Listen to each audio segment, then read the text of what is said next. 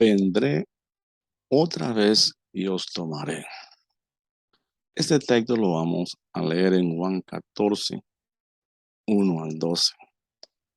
Y después vamos también a leer algunos versículos que nos van a enfocar más este mensaje, el 2, el 4, el 5, el 6, el 12.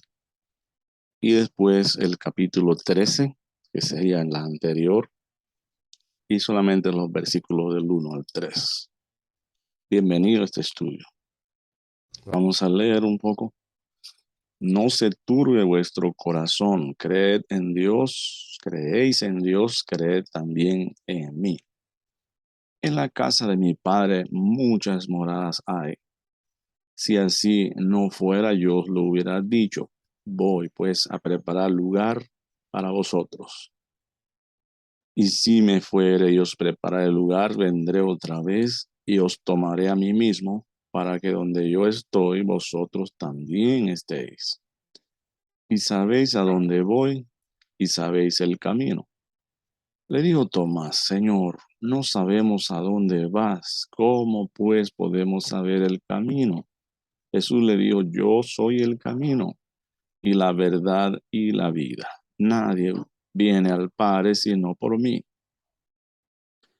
Y si me conocieseis, también a mi Padre conoceríais. Y desde ahora le conocéis y le habéis visto. Felipe le dijo: Señor, muéstranos al Padre, nos basta. Jesús le dijo: tanto tiempo hace que estoy con vosotros y no me has conocido, Felipe. El que me ha visto a mí, ha visto al Padre. ¿Cómo pues dices tú, muéstranos al Padre? ¿No crees que yo soy en el Padre y el Padre en mí? Las palabras que yo os hablo, no las hablo por mi propia cuenta, sino que el Padre que mora en mí, Él hace las obras. Creedme que yo soy en el Padre y el Padre en mí. De otra manera, creedme por las mismas obras. Y 12. De cierto os digo, el que cree en mí, las obras que yo hago, él las hará también, y aún mayores hará, porque yo voy al Padre. Y todo lo que pidieres al Padre en mi nombre, lo haré para que el Padre sea glorificado en el Hijo. Y si alguno algo pidieres en mi nombre, yo lo haré. Bueno, me fui hasta el 14 para ubicarme mejor. Padre Santo que estás en los cielos, te damos gracias por este tiempo, sabiendo, Señor, que te necesitamos cada día más, que tú puedes y tú quieres dirigirnos a través de la palabra tuya. Y aquí estamos, Señor, para oír tu palabra.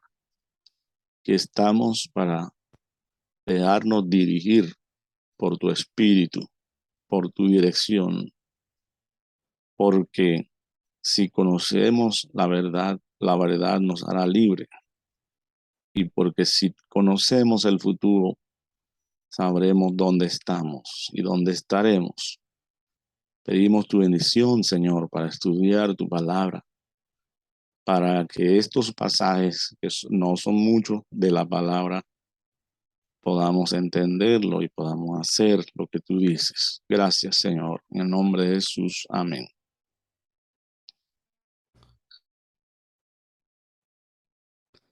Vamos darle, a darle un pantallazo panorámico de dónde estamos ubicados. Jesús está en Jerusalén y ha celebrado la Pascua.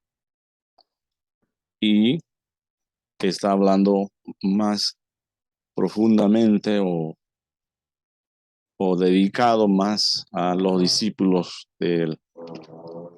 No está hablando con las multitudes ni sanando allá afuera, sino acá adentro, y está rumbo a la muerte.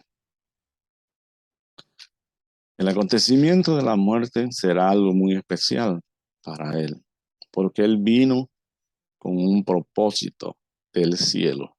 Lo sabía de antemano, desde antes de la fundación del mundo, que debía morir por nosotros los pecadores. Es la única manera que los hombres de este mundo puedan ser salvos. Si Él pagase por nosotros y nosotros no tuviésemos que pagar por nuestros pecados infinitamente. Este acontecimiento entonces lo sabe, Él lo sabe. Nosotros no sabemos el día de la muerte, pero Él sí sabía el día de la muerte, sabía que iba a morir. Si es viernes, sabía que iba a morir el viernes. Pero no moría de enfermedad, ni moría tampoco tristemente de edad o algún accidente.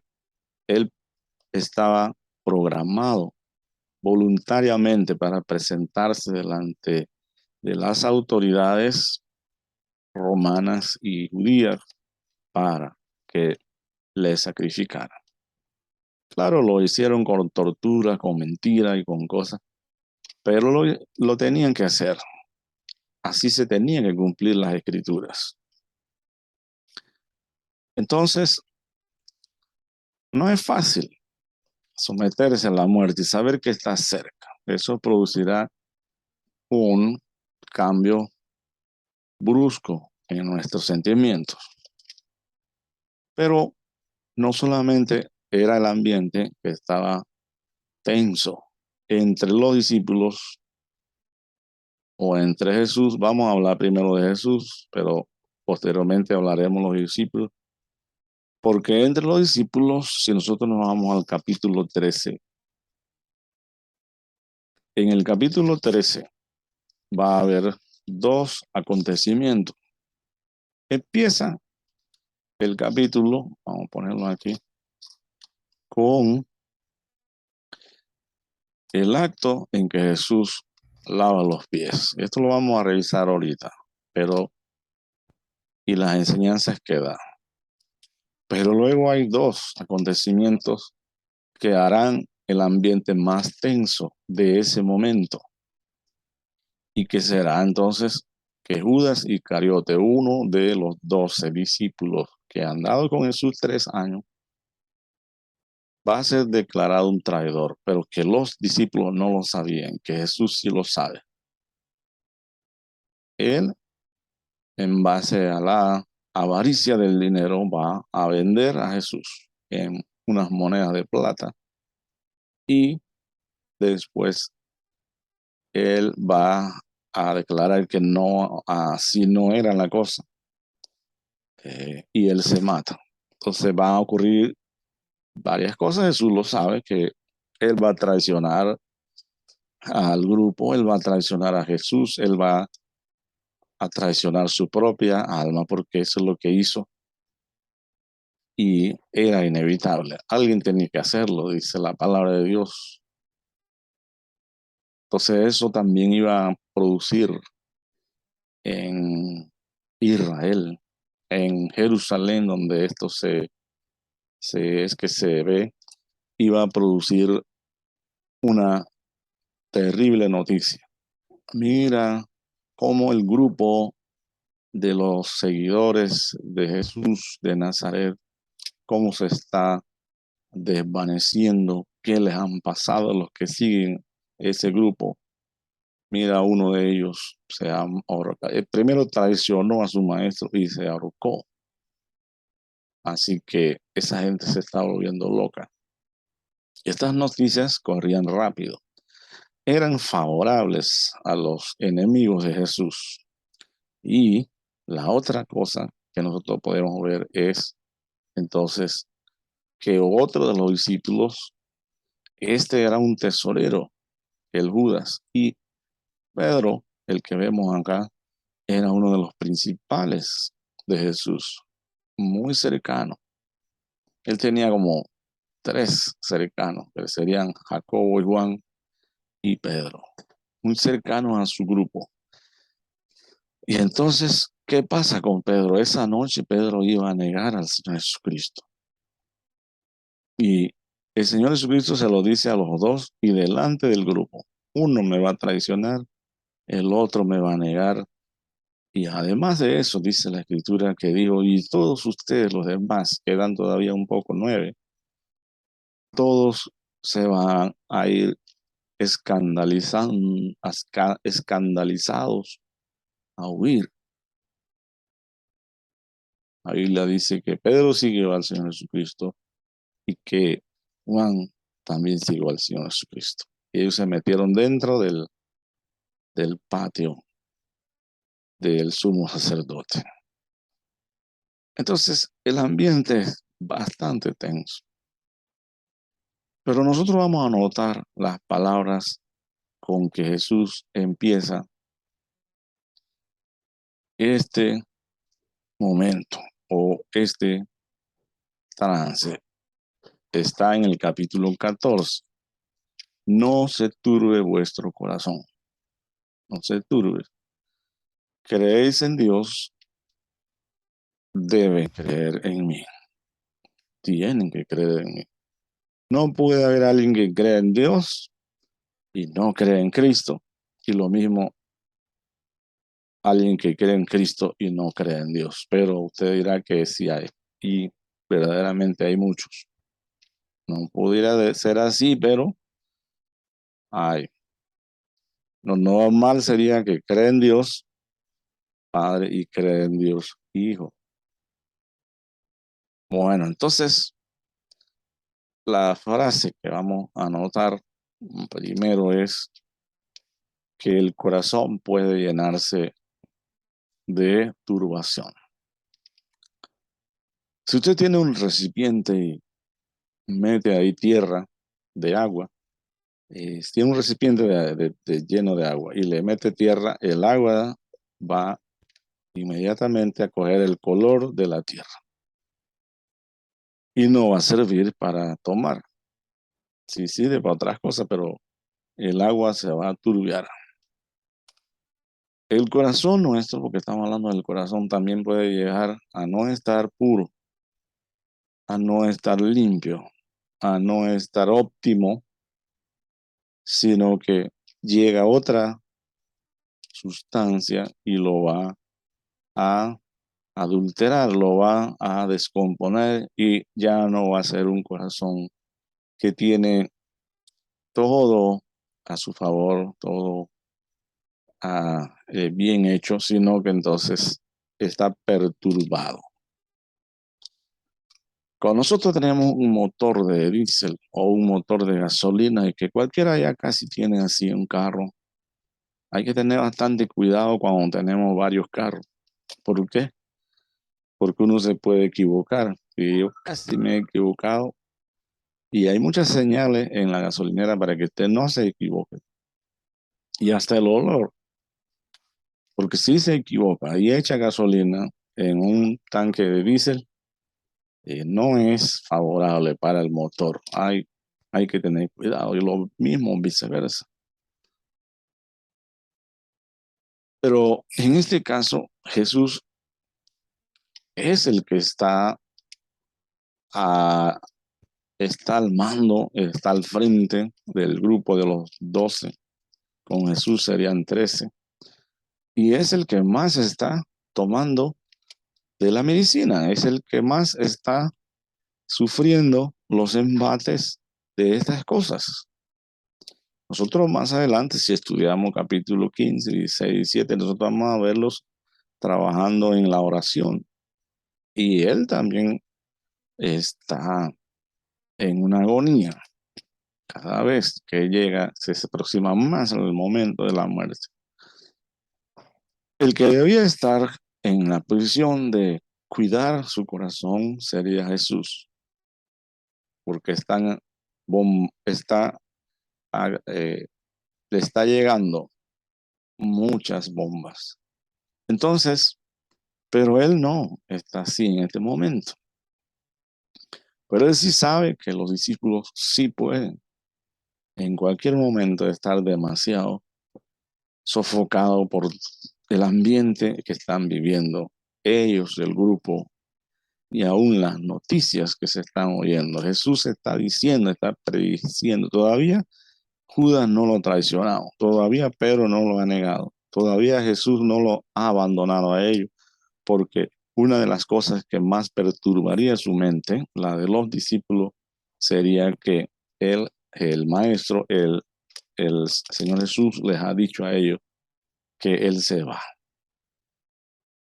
que Él se va, que Él tiene que morir y después irse a la casa del Padre. Pero en esta ocasión va a explicar no tanto el asunto de la muerte, sino el asunto de por qué Él se va. Él dice que vino del cielo y Él dice que tiene que regresar al cielo. Más adelante nosotros vamos a ver que Él dice que Él va a manifestarse a ellos y el Padre también, y que, eh, que Él no los va a dejar huérfanos. Pero no vamos a llegar hasta esos versículos.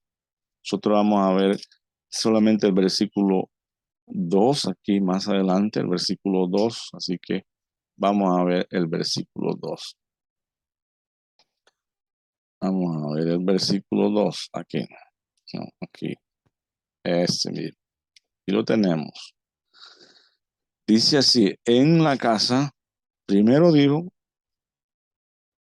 que no debían, su corazón debía estar todavía tranquilo, que debían creer lo que él está hablando, lo que él está diciendo, creer en él como ellos han creído en Dios. Todo judío creía en Dios, pero creer en Jesús, otro que parece Dios, no le era fácil. Ellos ya habían creído en Jesús, los apóstoles, pero ahora, cuando muere, ¿qué van a pensar? Dios no muere o ya se acabó, que del reino. Pero esto es el principio de un plan. Esto no es el final. Y lo mismo, nosotros hoy en día estamos viviendo momentos difíciles que no podemos discernir todo. A veces estamos pensando algo que pudiera ser cierto, pero esto es el principio y por eso no lo vamos a entender tan claramente hasta más adelante. El principio es así, traerá dudas, pero Jesús ya les está diciendo cómo sucederá más adelante. Y empieza diciendo así en el versículo 2, en la casa de mi Padre. Jesús jamás negó o trató de confundir con otras ideas quién era él y quién era su Padre. Muchas veces nos tendría yo que ver cuántas veces mencionó a su Padre. En la casa de mi Padre. Ahora no está hablando de José. Esta casa no está aquí en esta tierra y no hay en esta tierra ninguna casa parecida. En la casa de mi Padre muchas moradas hay, muchas. Aquí en la tierra hay mansiones de ricos que tienen cientos y cientos de cuartos adentro, de recámaras, de piscina y de tantas otras cosas que pudieran parecerse, claro, pero esta es más grande. Las dimensiones que se dan en Apocalipsis de la casa del Padre son de una ciudad de más de 2.000 kilómetros, en la esquina a la otra y 2.000 y tanto de la esquina a la otra, hacia el encuadrado y también para el aire. Entonces las dimensiones son muy gigantescas. No hay, no hay una casa o una ciudad que sea así en esta tierra. Puede que sean bastante largas y planas, pero esta tiene una dimensión para arriba, para el vertical, que no hay ciudad y no hay fundamento que aguante eso. Y esta está hecha con 12 fundamentos. Y los fundamentos no son ni de piedra, ni de cemento, ni de hierro, sino que son de piedras preciosas, incluyendo al mismo diamante. Esa es la casa del Padre, la Gran Jerusalén. Y ahí vamos a vivir todos los creyentes y Él mismo, Jesucristo, vivirá adentro. La Biblia, usted puede buscarlo en el capítulo 21 de Apocalipsis y en el capítulo 22 todavía sigue hablando de esto mismo. Y la Biblia dice, volviendo atrás al capítulo 14, búsquelo, y el versículo 2. En la casa de mi Padre, como si Jesús, que lo está diciendo que está en la tierra, la ha visto, como si Jesús describe detalladamente cómo es. Pero algunos pensarán, pero ¿cómo sabe esto si él nació en la tierra? Si él nunca fue al cielo en los 33 años que tenía. Pero cuando usted estudia la escritura, él vino del cielo, él fue enviado del cielo. Él nació o recibió un cuerpo de hombre acá o un cuerpo humano en la tierra, pero él antes existía, él es eterno. Existía no con un cuerpo humano, existía de otra manera. Usted puede estudiar Juan capítulo 1 y va a ver que ahí se le llama el verbo. Él estaba con Dios, él era Dios. Es un misterio bien difícil de entenderlo, pero creerlo es lo que el Señor quiere. Y él describe que él ha visto esa casa y que esa casa es muy grande y que él se tiene que ir y su trabajo, o uno de los trabajos, no es el único, que Jesús va a hacer durante todo el tiempo que se va a la otra vez que Él vendrá. Porque aquí dice, vendré otra vez. Ya Él vino una vez. Él vendrá otra vez. En el tiempo que primero vino y muere y se va, hasta la otra vez que Él venga, Él va a estar preparando ese lugar para sus discípulos. Todavía no menciona la palabra iglesia. Y dice aquí, y si me fuere y os preparare, y, y si me fuere, voy a leer, en la casa de mi Padre muchas moradas hay. Y si no fuera así, yo lo hubiera dicho, voy pues a preparar lugar para vosotros. Con estas palabras también está diciendo que todos los discípulos, a excepción de Judas, en este caso, pero la Biblia dice que él tenía 500 discípulos cuando murió. Y después Pedro, con las predicaciones, va aumentando el número de los discípulos en Jerusalén, 3.120, 3.500, contándolos todos. Cuando vamos al capítulo 13 de Hechos, el apóstol Pablo describe la mega iglesia que hay en Antioquía, que superaba el número a más grande a los de Jerusalén. Pero este era el comienzo de la era cristiana. Han pasado casi 2000 años.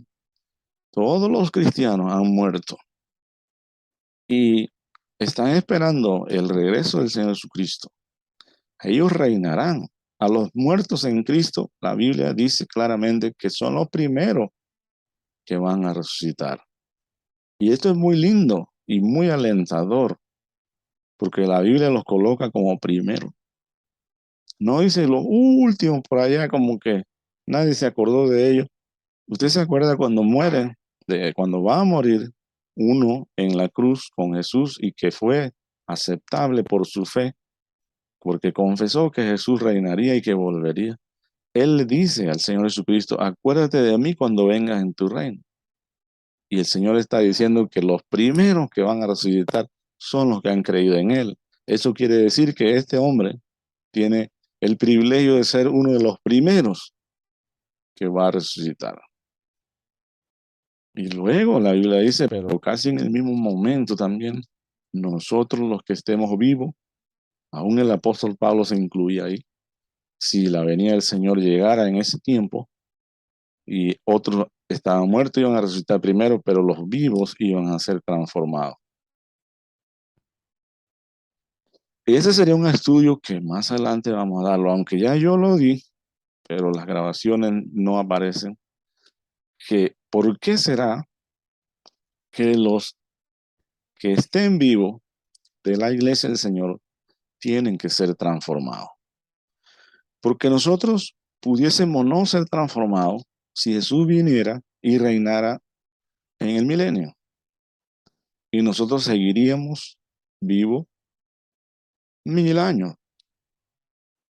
Pero la Biblia dice que nosotros, no es que no vamos a vivir, sino que nosotros vamos a ser transformados. Ahora, esto lo dejo para que estudiemos, ¿no? Que muchas personas entrarán al milenio sin ser transformados. Y el que entra al milenio sin ser transformado, él puede vivir igual que ahora, solamente que va a vivir más tiempo. Y aún puede tener familia y tener hijos, porque muchos niños nacerán en el milenio, porque ellos no están transformados. Ellos no son exactamente como ángeles, ellos todavía siguen adelante. Para la vida eterna, ¿dónde se dice en la Biblia que ellos serán transformados? Habrá que estudiar bastante para notarlo. Pero en cuanto al arrebatamiento que aparece en Primera Tesalonicenses y en Segunda Tesalonicenses, pero mayormente habla Primera Tesalonicenses 4, del 13 en adelante, y Primera de Corintios 15, que nosotros vamos a ser transformados, los que estemos vivos. ¿Y qué dice de los que están muertos? Los que están muertos van a ser transformados. El grupo de la iglesia va a ser transformado aunque esté muerto o si está vivo. Más adelante seguirá la gran tribulación. Muchos creyentes van a morir y algunos van a escapar hasta pasar hasta el milenio. Pasaron la gran tribulación, creyeron en el Señor Jesucristo y pasarán al milenio. Esos no van a ser transformados. Bueno, vamos a dejar este tema porque no es, vamos a dejarlo para otro estudio, porque lo que estamos viendo aquí es que el 3, vamos a leer el 3, es que si me fuera, dice el Señor Jesucristo, y es que voy, porque cuando el Señor Jesucristo habla en el capítulo 14 y en el capítulo 13 y aún en el capítulo 15 y así, Él siempre está hablando que Él tiene que irse al cielo, que se le acabó el tiempo a la tierra. Pero Jesucristo no va a ir al cielo sin haber cumplido la misión. ¿Cuál es la misión que Jesucristo vino a hacer a la tierra? Él vino a morir por nuestros pecados. ¿Por qué tiene que morir Jesucristo por nuestros pecados? Porque si no, el ser humano no pudiera ser salvo. Tendría que Él pagar sus pecados. Es una gran misión importante, única. No hay otra. No hay cualquier ser humano que muera por el otro y entonces se paga. No, así no es. Está determinado que los hombres mueran una vez después del juicio y si aparece pecador va al infierno, la Biblia lo dice. Y si tiene que pagar por sus pecados, no sale de ahí. No se paga un día y se sale. Pero al pagar Jesucristo por nuestros pecados, los creyentes en Jesucristo no tendrán que sufrir la pena de muerte eterna. Vino a cumplir esa misión y tiene que hacerla, pero al terminar de cumplir su misión quedó solamente 40 días y fue recibido al cielo, la Biblia lo dice. Y ahí ha estado. Y la palabra de Dios dice, yo me voy y seguiré trabajando, preparando el lugar, y cuando ya el lugar esté preparado, yo voy a venir otra vez. Es un versículo importante. Lo voy a leer como lo dice la Reina Valera en el versículo 3. Y si me fuere, y ya él se fue, y os prepararé el lugar, vendré otra vez. Parece que la condición es preparar lugar para todos los creyentes de la era de la iglesia hasta el último. Y pareciera que no se prepara sino cuando la persona cree en Cristo. Y así pareciera el que va creyendo, se le va preparando el lugar. Hasta el último entonces creyente se le preparará ese lugar. Parece, ¿no? Si es de otra manera, no lo veo, pero aquí dice, y cuando termino de preparar el lugar, entonces vendré otra vez. La otra cosa que usted tiene que ver es que Jesucristo mismo está preparando el lugar. Él no está diciendo, voy a mandar que le arreglen a ustedes un lugar. No, Él mismo. Es un trabajo propio. Es un trabajo que Él hace como una persona que se va a casar con una novia, como en el área de los orientales. ¿Quién tenía que preparar la casa? El novio. Se desposaban por un tiempo, se ponían un anillo.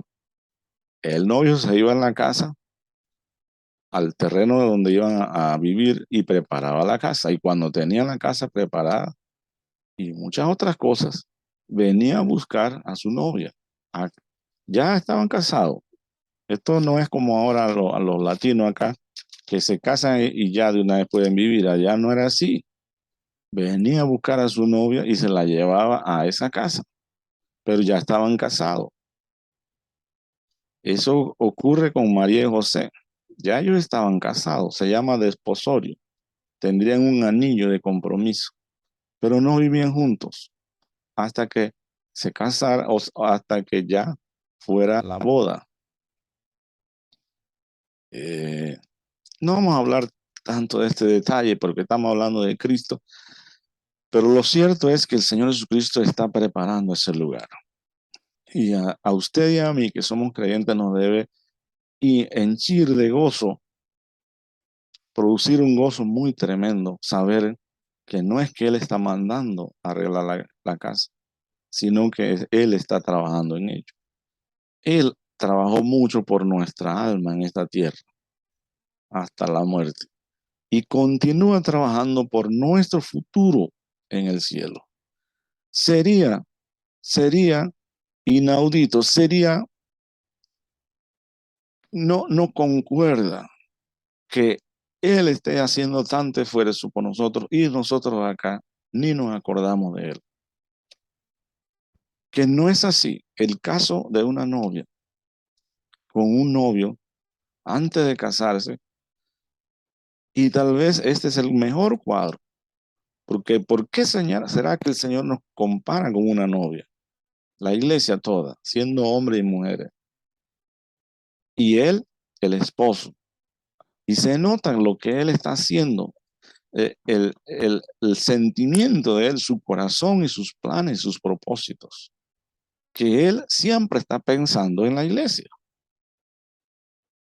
Pero lo incongruente sería que la iglesia no esté pensando en él, que yo no esté pensando en él, que solamente él piense y yo acá pensando tal vez en otras cosas.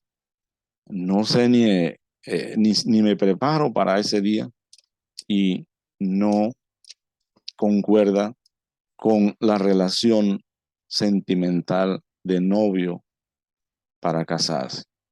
Sin embargo, el Señor puso este cuadro así. Es un cuadro simbólico. Él quiere que nosotros estemos pensando en el Señor Jesucristo como una novia piensa en el Señor Jesucristo. Cuando uno ya se casa por muchos años, ya no es lo mismo. Piensa porque tiene una necesidad muy grande. Piensa porque es un compromiso que adquirió. Pero cuando se es novio, se piensa de adentro. Se piensa que nadie puede atajar ese sentimiento. Se piensa tanto que a veces es ya algo que solamente está pensando en eso. Pero ese fue precisamente el sentimiento que Jesús habla, que nosotros somos su novia. Pero si Jesús viene y ve cómo está actuando la iglesia, por ejemplo, en Apocalipsis capítulo 2, la primera iglesia ya había perdido su primer amor. Ya no pensaba como una novia. Y las otras iglesias que se dicen que, según el transcurso del tiempo, se dice que las otras iglesias se enredaron con esto, con aquello, y la última iglesia se considera una iglesia rica que no necesita de nada, está acomodada en la tierra, parece. Y la Biblia le dice, compra colirio para que veas, eres pobre, desventurada, ciega, miserable. Si nosotros pensamos cómo era Jesús la iglesia, tendremos que ir a Apocalipsis ahí a examinar. Él la ve así y dice, arrepiéntase, vengo pronto, esté preparada, porque si no, vendré. ¿Y qué va a pasar? ¿Qué va a encontrar Jesús? ¿Una novia dispuesta, preparada? No, sino va a reprenderla. O la vomita de su boca. Y la Biblia dice que cuando el Señor venga, esté preparado, porque si no, el Señor vendrá como los ladrones cuando vienen y si no están preparados, el ladrón sorprende y hace estrago a aquel que ha venido el ladrón de noche. Seguimos. La frase que vamos a anotar aquí es, si me fuere y os preparad el lugar, vendré otra vez. Él vendrá. Él no puede dejar de cumplir esto. Todavía no ha venido. Y cuando Él venga, Él los va a tomar a ellos. Pero no dice, voy a tomar a Pedro, a los 12, no, porque así no puede ser, sino a la iglesia.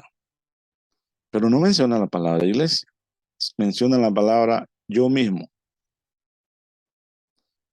Pero esto lo podemos ir viendo más claramente cuando vamos a Hechos, capítulo 9. En Hechos, capítulo 9, el apóstol San Pablo, un gran apóstol, antes se llamaba Saulo de Tarso, era un fariseo, un joven, pero del grupo del Sanedrín. No se aceptaban jóvenes en ese grupo de los 70, pero sin embargo este estaba ahí. Y habían cosas raras porque en el tiempo de Jesucristo habían dos sumos sacerdotes y eso no era así. Entonces, ¿qué pasa? Para saber la frase, os tomaré a mí mismo, para saber si es la iglesia, el apóstol, o en ese tiempo Saulo, recibe un impacto poderoso de la luz de Jesucristo. La luz habla, es Jesucristo. Si él ve a Jesucristo, él dice más adelante que él ha visto a Cristo y es una prueba del apostolado. Entonces en la luz él pudo ver a Jesucristo. Pero Juan en Apocalipsis dice que él pudo ver a Jesucristo, pero la luz era tan fuerte, muy resplandeciente, que lo dejó muerto. Jesucristo tuvo que poner su mano para levantarlo. Posiblemente le pasó mismo al apóstol San Pablo al principio. Hechos capítulo 9, la entrada a Damasco. Estaba llegando a Damasco.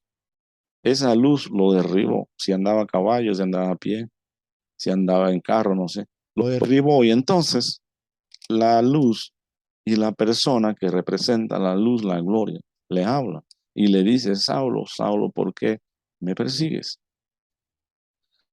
Pero Saulo no conoce a ese personaje. Además, Saulo anda persiguiendo la gente de la iglesia. Él sabe bien a quién anda persiguiendo para ponerlos presos, para arrastrarlo, para llevarlo a Jerusalén.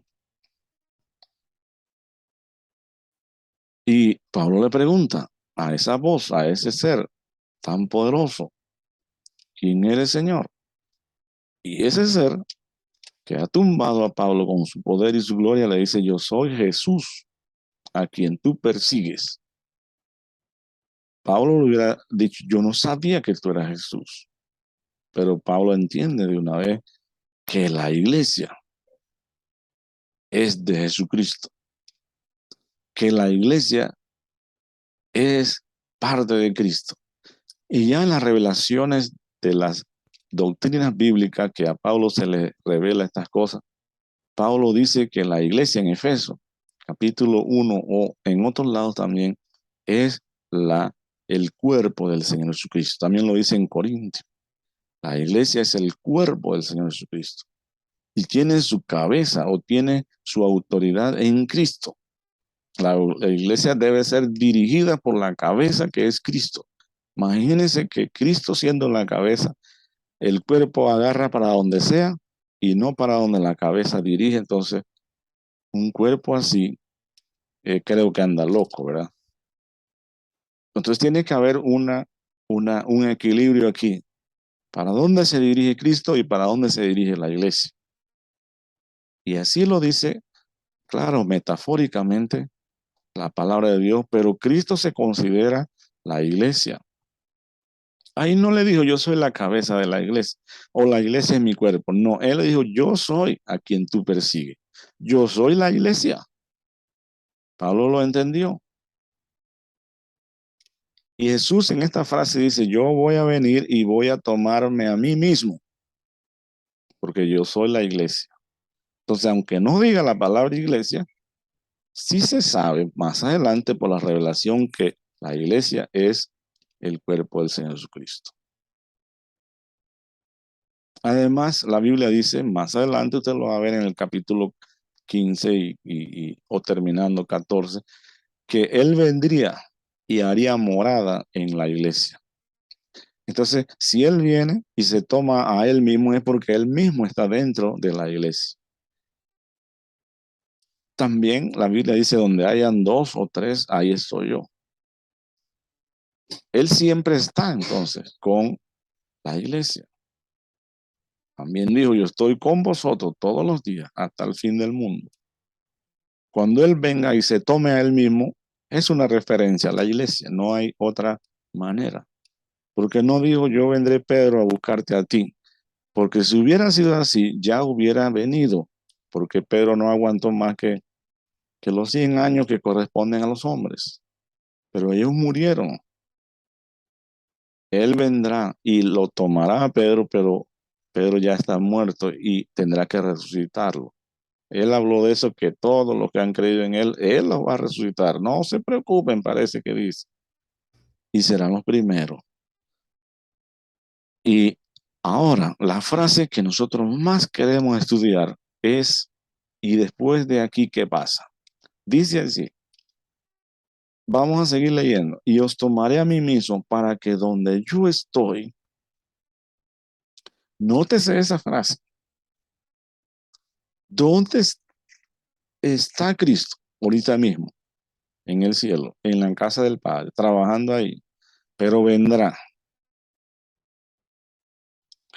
Ahora, no dice para que donde yo estoy, después de haber venido a buscarlo a ustedes, en el lugar en que esté, no dice así, sino para que donde yo estoy, vosotros también estéis.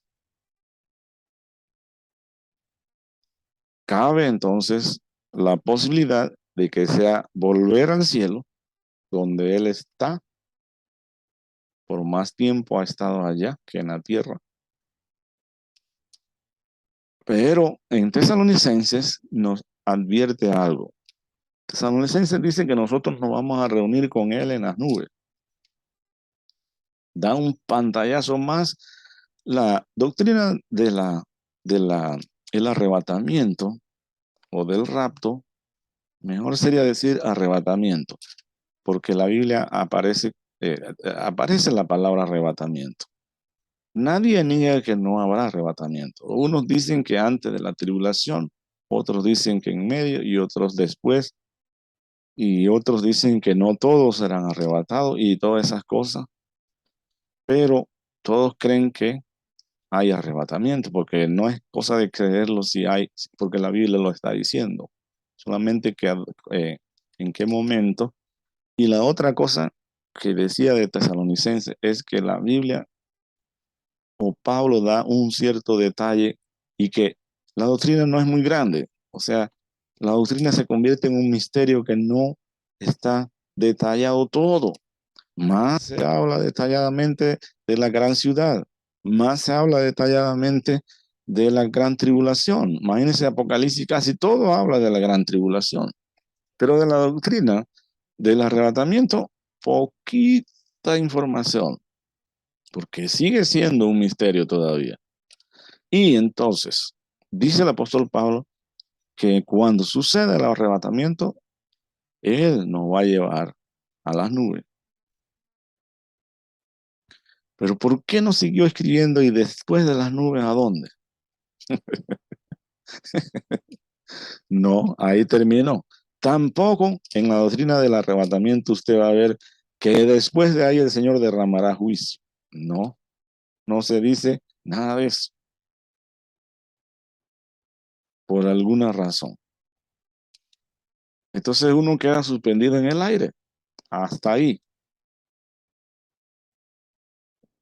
Pero lo que pasa aquí, y algunos dirán, bueno, estamos en Juan, Jesucristo no habló de la iglesia, Jesucristo no habló del arrebatamiento, Jesucristo no tocó los asuntos de la iglesia a fondo.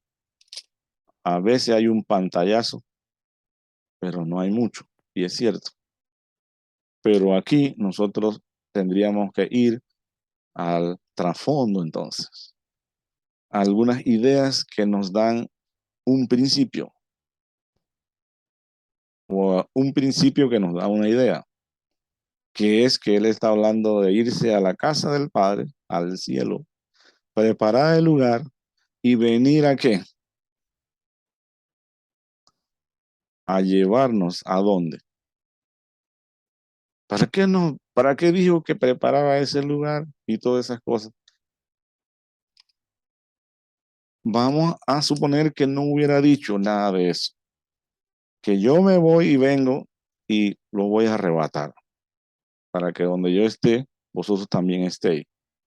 Bueno, entonces no hay referencia al cielo, pero anteriormente está hablando mucho del cielo y de esa casa y del Padre y que está preparándolo. O sea que en estos 2000 años, que todavía no son los 2000 años, porque usted no puede contar 2000 años del tiempo el año 33 que murió Cristo, entonces si nosotros todavía estamos en el año 22. Si lo cuenta después de la muerte, sí. Si lo cuenta después del nacimiento, sí. Hace 2000 años que Cristo nació, sí, pero no hace 2000 años que Cristo murió. Faltan unos años. Entonces, se pasa más tiempo contando o haciendo el trabajo de preparar la casa. ¿Para qué? Prepara la casa a un novio cuando viene a buscar a su novia. Si un novio se pasa un año preparando una casa y viene a buscar a la novia le preguntaría, ¿para dónde vamos? ¿Qué diría el novio? Oye, si me la pasa trabajando para llevarte a esa casa, ¿cómo que ahora te me pregunta que no sabe para dónde va? Pero precisamente hay un apóstol que dice, yo no, Señor Jesús, perdóneme, pero yo no sé qué es lo que usted está hablando, que para dónde vamos, que no sé qué, no sabemos ni el camino ni nada. Para eso está escrita la palabra, para que usted estudie. Lo que pasa es que si no estudiamos bien profunda la palabra, no vamos a entender las cosas. Ahora, ese tema del arrebatamiento, que no aparece la palabra aquí, sería la defensa de algunos que dicen que aquí no hay nada de arrebatamiento. Esos son pensamientos suyos. Pero este tema de irse al cielo, vamos a decirlo así sin decir la palabra arrebatamiento, de venir a buscar a su iglesia y de llevársela no sabemos a dónde porque no dijo. Este tema está en medio del consuelo que él está dando a los discípulos y la razón de por qué él se va al cielo. Y que no deben estar preocupados por nada en este mundo, porque la vida eterna está casi al frente de ellos. Si mueren o no mueren, o si él viene a buscarlo, si estén vivos. El tiempo no lo dijo tampoco. Recuérdese que hay una expresión que el día y ni la hora, él mismo dijo, yo no lo voy a decir, o dijo, no lo sé. Jesucristo no miente. Si como hombre no lo sabía, sí es cierto, pero Jesús sabe todo. Entonces, está esto en medio de un ambiente tenso, de mucho estrés y de muchas preocupaciones, que la iglesia va a ser llevada a un lugar muy bonito. ¿Cuándo será que nosotros entraremos por esa ciudad? ¿Cuándo será que nosotros estaremos viviendo allá? ¿Cómo será vivir allá? Apocalipsis, usted debe estudiar Apocalipsis 20 y 21. Y no vamos a dar los detalles de estos dos capítulos, porque eso es bien largo, como lo decía. Pero si es Apocalipsis 20 y 21, entonces usted va a notar una cosa, que eso sucederá. Entonces, ¿qué sucederá? Que entraremos ahí, pero la Biblia dice que esa ciudad descenderá del cielo a la tierra y es a la nueva tierra.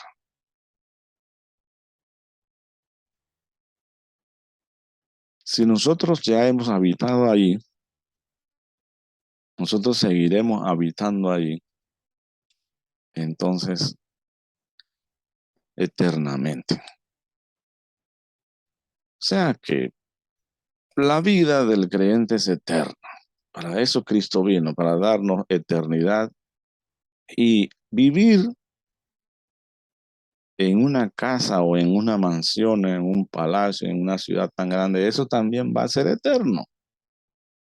Ese es el plan y el propósito futuro que Dios tiene para los creyentes.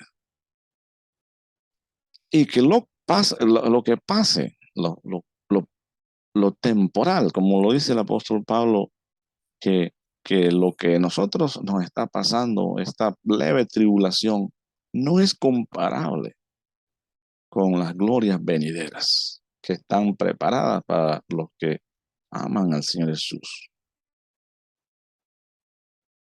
También si se lee Efesios, que sería bueno más adelante dar un tema de esto, nosotros vamos a ver que la iglesia está bendecida con todas las bendiciones espirituales en Cristo Jesús.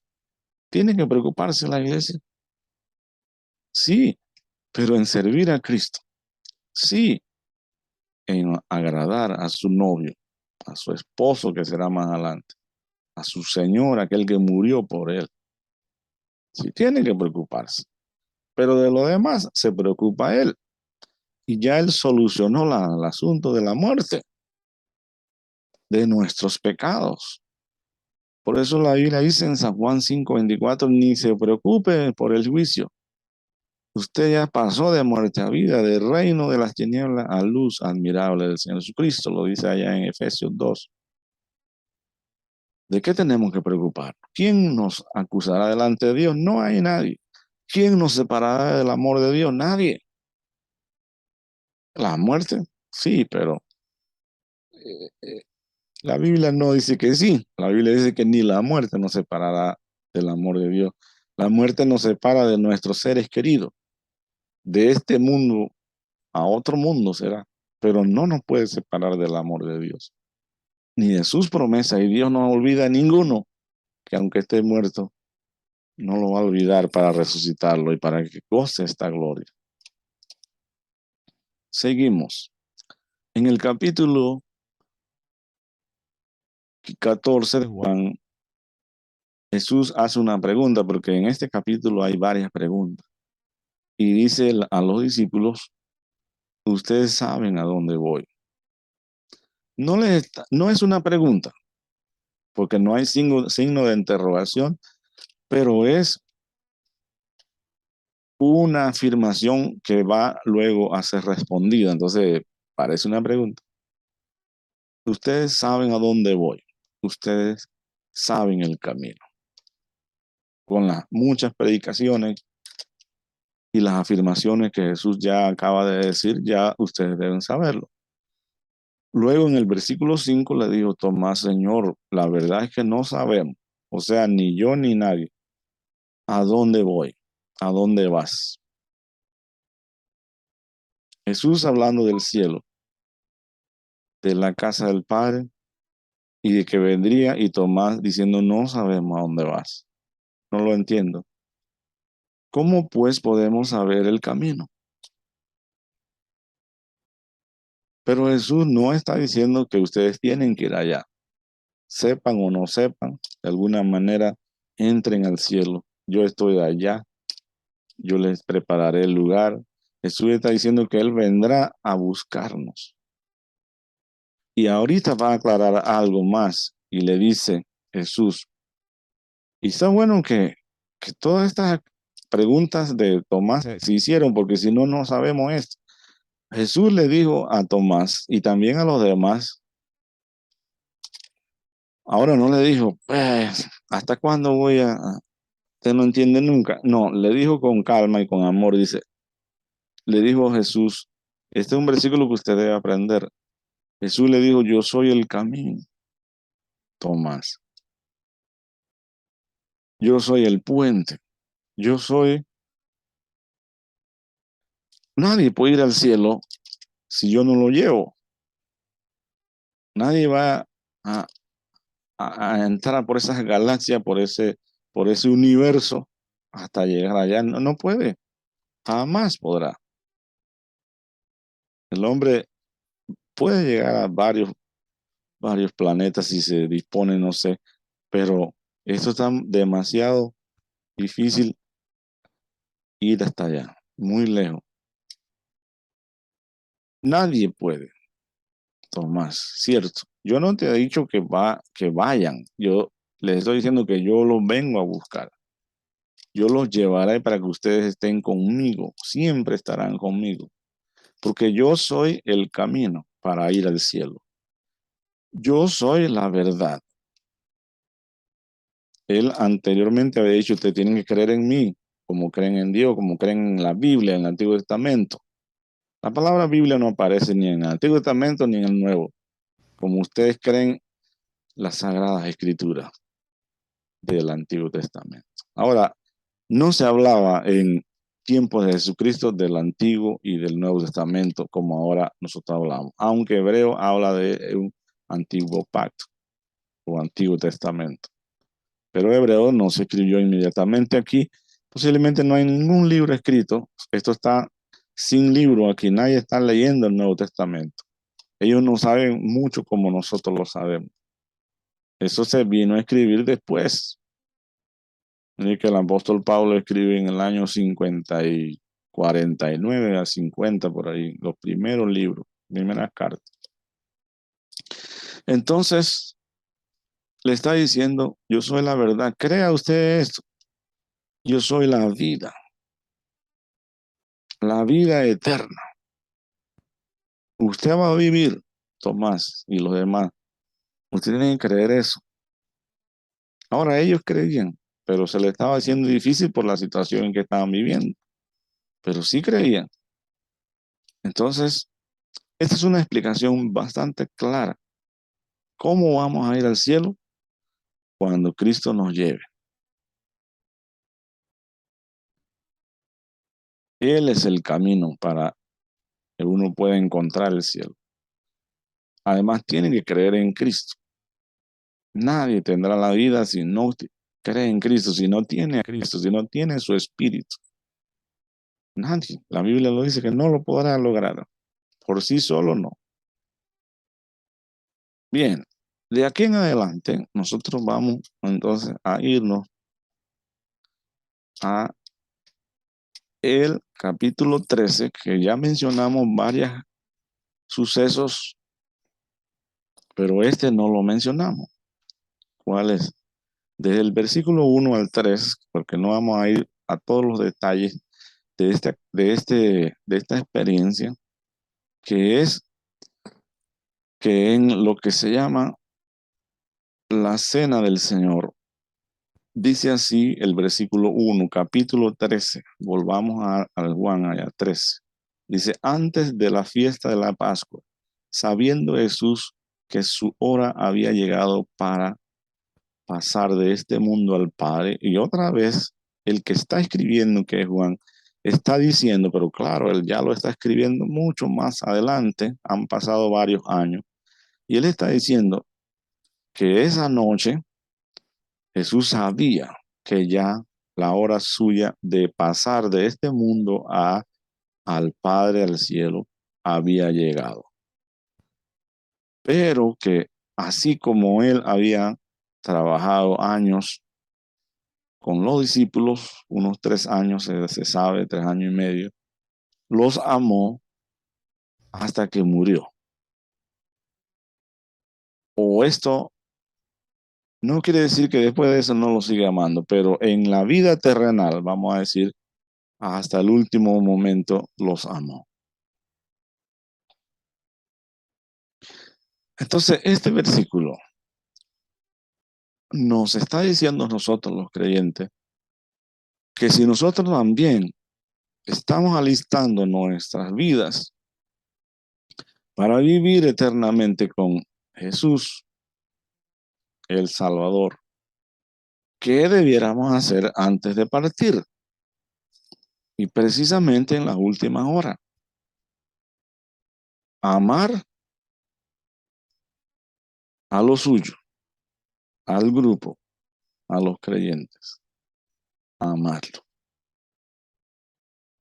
Y hay suficientes versículos que nos dicen que ese es uno de los requisitos que debemos estar practicando como preparativo para el reino, para entrar a la gloria, para el arrebatamiento. Como otros debemos estar orando, debemos estar preparados, dice la Biblia. Algunos pueden interpretar que la parábola de las 10 vírgenes, el aceite es el espíritu, estar lleno del espíritu o tener el espíritu.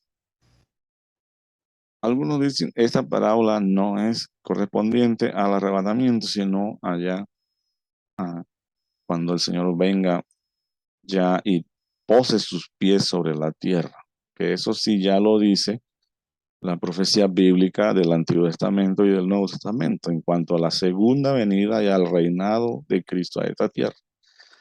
Y dicho sea de paso, entonces, la profecía de la segunda venida del Señor Jesucristo sí detalla con muchos versículos todas estas cosas. ¿Cómo será el reino? ¿Cómo será su venida? ¿Qué hará en su venida? Pero cuando se habla del arrebatamiento, hasta ahí, y no se habla de que de ahí en adelante habrán caída de meteorito, que será así, no, nada de eso.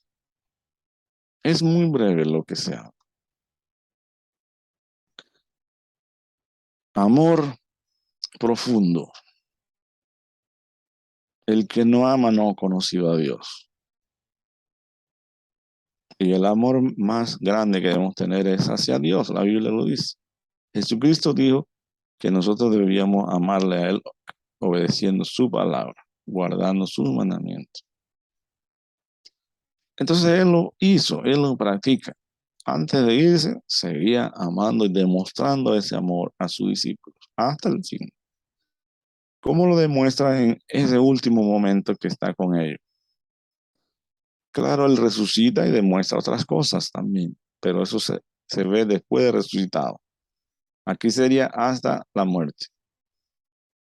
Y cuando cenaban, el versículo 2, como el diablo ya había puesto en el corazón de Judas Iscariote, hijo de Simón, que le entregase, sabiendo Jesús que el Padre le había dado todas las cosas en las manos y que había salido de Dios y a Dios iba. Otra vez, aquí está Juan escribiendo que Jesús iba al Padre. Entonces se levantó en el versículo 4 de la cena y se quitó su manto y puso agua en un lebrillo y comenzó a lavar los pies de los discípulos y a enjugarlos con la toalla con que estaba ceñido. Aquí dice enjugarlos. Nosotros acá decimos enjuagarlos. Entonces, esto no le correspondía a Jesús. Esto era trabajo de un siervo. Y los discípulos seguramente no estaban acostumbrados a que Pedro el que hacía esto, Juan el que hacía esto. No, esto seguramente, si no se lo lavaban, bueno, ahí no, nadie se lo lavaba, pero alguien de la casa donde ellos estaban tenía que hacer esto. Alguien que le pagaban. Son trabajos como de barrer, de hacer cositas así, de sirvientes. Pero Jesús hace este trabajo. ¿Y qué nos enseña el último, último cuadro que estamos viendo? Pero ahora es el primero en el capítulo 3. Todos saben esto, que es una tremenda humildad. Esto corresponde al amor práctico entre ellos. ¿Qué hace Jesús? Lava los pies de los discípulos. ¿Qué muestra con eso? ¿Qué nos enseñó Jesús al hacer eso? Que nosotros debemos servirnos y cuidarnos entre los creyentes. Versículo 14 y 15. Vamos a verlo.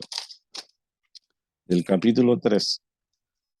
Pues si yo, el Señor y el Maestro, he lavado vuestros pies, vosotros también debéis lavar los pies los unos a los otros. Porque ejemplos os he dado para que como yo os he hecho, vosotros también hagáis. De cierto os digo, el siervo no es mayor que su Señor, ni el enviado es mayor que el que lo envió. Si sabéis estas cosas, bienaventurados seréis si las hiciereis. Nadie de nosotros debe considerarse más grande que el otro entre creyentes, ni más bajo tampoco, porque algunos dirán, yo no sirvo nada más para... No, otros también pueden servirte. Es recíproca la acción de amar, del trabajo. En los versículos 16 y 17 que ya lo hemos leído, y que hay que ayudarnos a purificarnos al hermano, hay que ayudarlo y viceversa para que andemos santos. Versículo 10, vamos a leer. Jesús le dijo, el que está lavado no se necesita más que lavarse los pies, pues está todo limpio y vosotros limpios estáis, aunque no todos. Limpios de pecado. Y Pedro le dijo, báñeme, Señor. No, no, no, no solamente los pies, yo estoy sudado. No, eso no es bañarse así como uno debe bañarse cada día. Eso lo hace uno por higiene. Pero este cuadro representaba la purificación de sus pecados. Y que está ya ha sido purificado en sus pecados, sí necesita lavarse los pies, purificarse de algo cada día, de alguna contaminación, pidiendo perdón, viniendo al Señor Jesucristo, como dice Efesios, confesando sus pecados y será limpio. Y en cuanto a lavarse los pies, yo Tengo 40 y tantos años de ser creyente y a mí jamás me han lavado los pies. Ahora, yo no he visto en ninguna iglesia que eso lo haga.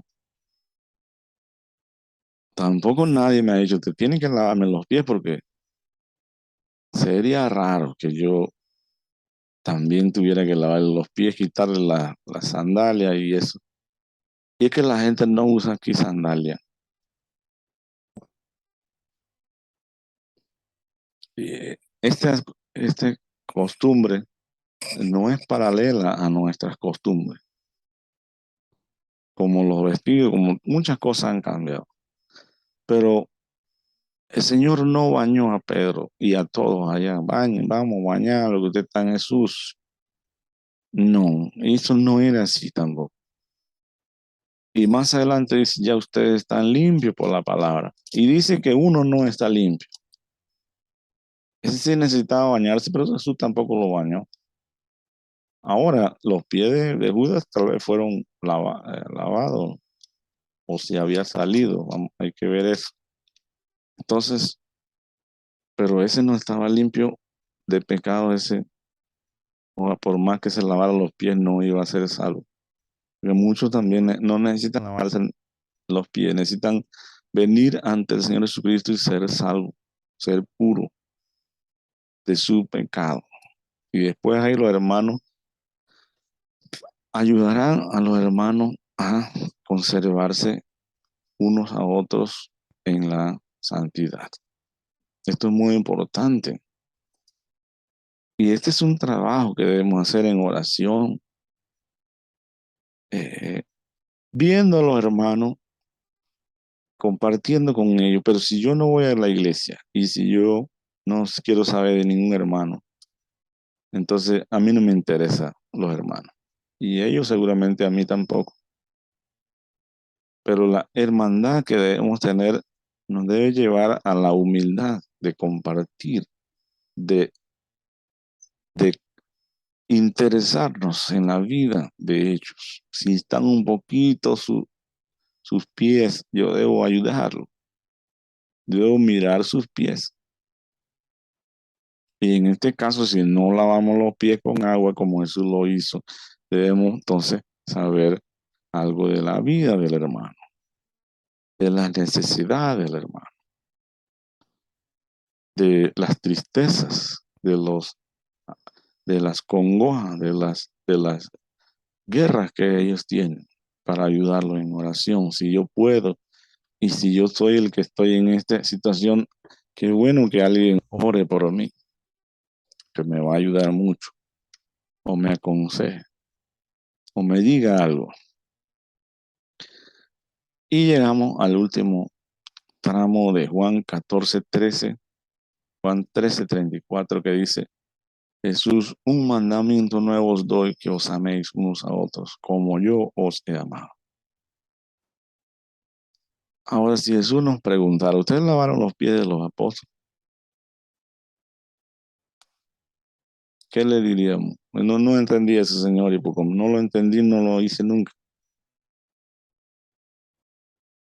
Jesús dijo que lo hiciéramos. Pero si amamos a los hermanos, llegaremos a hacer eso y mucho más. Y si es simbólico, si es espiritual, pues será aceptable delante de Dios. Usted tendrá mucha oportunidad antes que el Señor nos lleve al cielo de hacer estas cosas. Y estaremos dichosos de haber obedecido al Señor porque nosotros lo que queremos en esta tierra es agradar al Señor. Volvemos entonces al capítulo 14. El Señor fue, todavía no ha venido, el Señor vendrá. Y cuando viene, ahí no acabó todo, sino ahí no está hablando de Mateo 24, de Lucas 21, de, de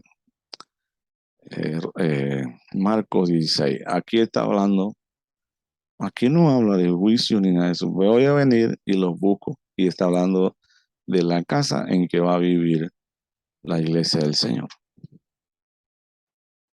Parece el arrebatamiento, ¿verdad? El arrebatamiento es una doctrina de consuelo, de libertad, de sacar al creyente de la congoja, del peligro terrible de la gran tribulación. Yo sé que algunos no pueden todavía entender esto, no lo creen. Eh, es cierto, no todo está clarito, que va, no está clarito. Hay que seguir leyendo, hay que seguir estudiando. Pero esto que el Señor dijo aquí parece mucho al arrebatamiento. Y también no está en una doctrina larga. Después cambió a otras cosas. Así que aportamos algo de esta doctrina, de esta palabra, de este estudio. El Señor le dará a cada creyente la sabiduría para confortar su corazón con esto, con otras muchas palabras, pues muchos seremos confortados con esta palabra y otros necesitarán agarrar de otro lado, no tanto de la doctrina del arrebatamiento, seguro. Que Dios lo bendiga, lo guarde. Que la gracia del Señor Jesucristo y el amor de Dios esté con cada uno de ustedes siempre. Amén.